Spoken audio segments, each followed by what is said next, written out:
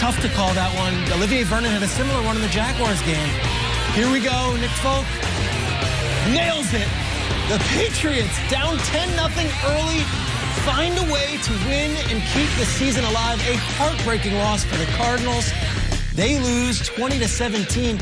Patriots 5-6, hovering around the playoff picture. Here's Cam Newton, the quarterback, after a, yes, 84-yard day passing. I said it in the locker room. I'd rather have an ugly win rather than a pretty loss. If that makes sense. I don't know if that even exists, but, you know, we didn't play our best game offensively, but, you know, when we needed it, we got the job done, and that's all that counts.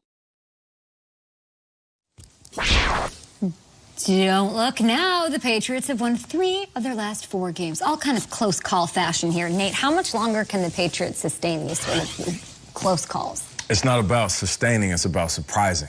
It's about catching teams off guard. They got the win. Cam Newton said it best. I'd rather have an ugly win than a pretty loss.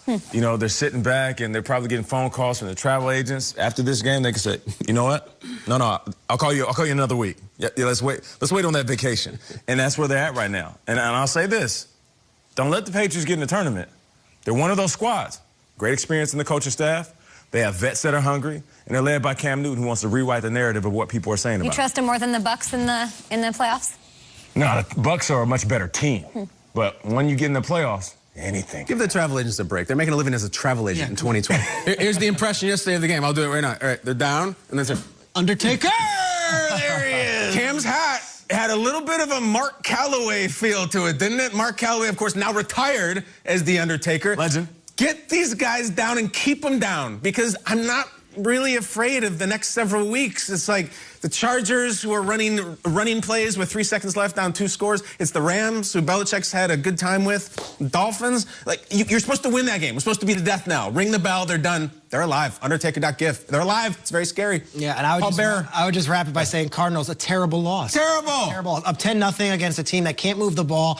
The late hit by Simmons but like Zane Gonzalez, how many times is Zane Gonzalez going to miss a big field goal? We talk about him a lot on the show. We mention his name a lot, and it's never really that good. Yeah. Bad loss for the Cardinals. They're a DeAndre Hopkins Hail Mary away from losing 3 straight games. Ooh, well said. We'll get into some of those. I mean, just disappointing losses is like a theme of the week. We've got one more ahead tonight. Now we have all the highlights from Week 12. Ian Rappaport standing by with the late head coach. Listen closely to what Bruce Arians has to say after this loss.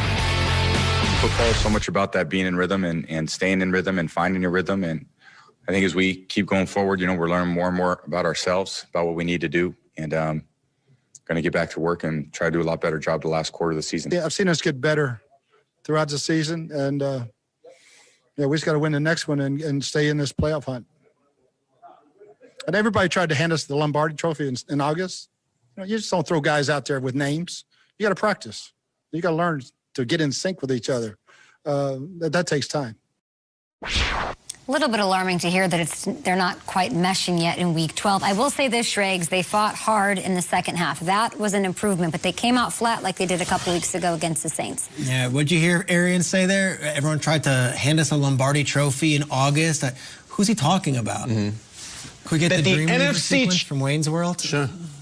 That the NFC champions appearing in the Super Bowl in Tampa will be the Tampa Bay Buccaneers. I'm in. Strap those bottle rockets to my rollerblades and let me ride. So for the NFC, I got the Bucs. This is Tom Brady, man. Like, you think Tom Brady would have left New England to not have a chance to hoist that Lombardi once again? Guess who I have representing the National Football Conference in the Super Bowl? The Tampa Bay Buccaneers. I think the Tampa Bay Buccaneers are also going to be representing the NFC. Yeah, looks good. Looking tan, looking happy, and looking positive on the Buccaneers. The 3 of the 4 of us all chose the Buccaneers to represent the team Super Bowl. Bruce Arians is basically saying... Talking to us? Yeah, he's talking like, everyone did this. We didn't do this. Like, we didn't hand ourselves... We didn't say we were going to the Super Bowl. We didn't do this. You guys did in the media. I don't know, 7-5. Brady, that score was a 3-point game, but it didn't feel that close. If I had to do a redo, I'm not sure I would change my pick. because I just am too stubborn to do that. But I certainly wouldn't think right now that that team that I've been watching the last 3 months is doing anything in Tampa in February. No doubt about it. If I could do a redo, I probably would change my pick.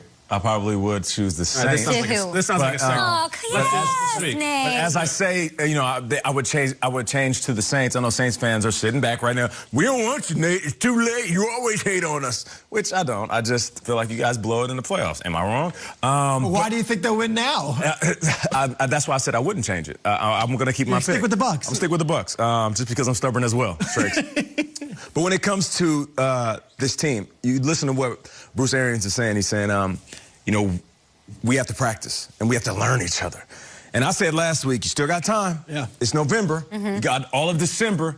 You still got time to figure it out.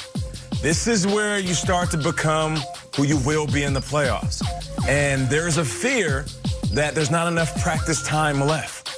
There's a fear that what if one guy is on the COVID list and you got to shut it down and you're doing everything virtually? What if all of this precious time that you may need, all this classroom time, on the field time, what if you just don't have enough time, Bruce?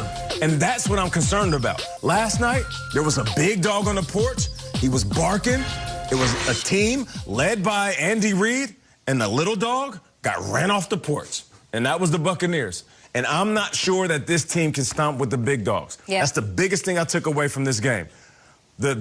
As good as I thought the Bucs were going to be, the Chiefs are that much. Are they the perfect team? No. Do I feel like they're going to run away and smack everybody up like that? No. But as far as these two squads, who were my Super Bowl picks, they're so different that I don't even see the Bucs competing with these guys a month from now. But you don't change your NFC pick, because if you did that now, you would just change to whoever is the best team right now. Right. It's not about right now. And I'm kind of echoing what you're saying. They go into the bye now, all right? And when we come back, we'll see what's doing. Because that fourth quarter did tell me a lot. They were getting destroyed in this game. Not only destroyed, like they were getting nationally embarrassed. It was a humiliating game with what Tyreek was doing. And they fought, and they got Evans going, and they almost stole the game. I didn't know they had that in them. That tells me a lot. So go away, and let's see what you come back with. Let's see, because this entire season for the Bucs is about trust that they will get it together. Trust in the coaching staff. Trust in Brady. If they don't, they're gonna be one and done in the playoffs. They're gonna be wild card done. What? I'm not selling though. I'm not selling. Despite they've lost 3 out of 4 games, they look discombobulated. I just still think too much talent and still enough time to win a couple playoff games, 1 or 2 playoffs. I'm not selling. It'd be very easy this morning to be like, enough with them. I'm sick of them. They suck. They lose. I'm not selling. I still think they haven't.